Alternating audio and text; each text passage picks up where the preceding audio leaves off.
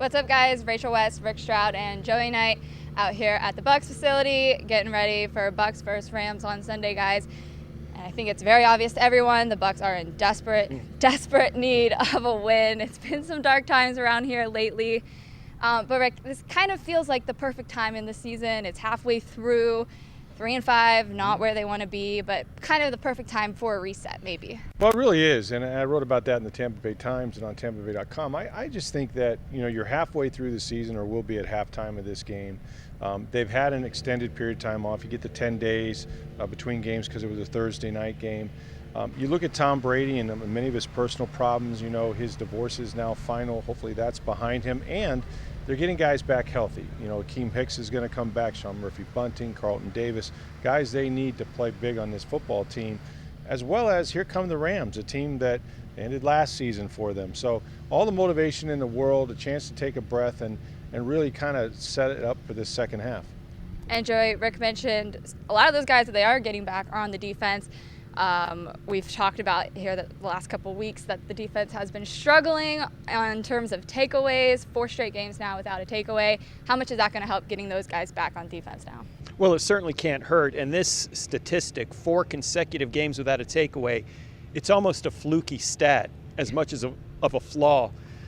It's just crazy. It matches the franchise record for futility. Only the 2008 team is the only other team in franchise history to go 4 straight games without a takeaway. The Bucs are getting to the quarterback a little bit. They got 8 sacks in the last 4 games. They're creating pressure on the quarterback, maybe not as much as they would like. They're just not able to punch the ball out. So we'll see if that changes. As Rick mentioned, Akeem Hicks is back. A couple of corners are coming back. The Bucs haven't seen a whole lot of downfield throws from the opposition these last 4 games. Quarterbacks are just trying to get the ball out quick. That makes interceptions tougher. But you just figure by sheer luck or the law of averages, this is going to change, and I think it will Sunday. The ball has to bounce in their way. It's right at some point. So we'll see if this week's the week. And Rick, we said obviously the Bucs just need a win, no matter who they're playing. But they are playing the Rams. Obviously, still probably have a sour taste in their mouths after the way they went out last year against them. Mm-hmm. So how much extra motivation does that maybe provide? Well, I think a lot. The whole conversation, even with Todd Bowles becoming head coach, they saw that defensive breakdown a year ago, and the Rams have owned the Bucs the last 2 years. They've beaten them 3 times. I'm sure we're going to talk about Cooper Kupp, who's averaged 120 yards a game against them. They still have a stout defense and some stars on that side with Aaron Donald and Jalen Ramsey, guys that have tormented Tom Brady over the last 2 years. So they're a good football team, and Sean McVay is still one of the best play callers in the game.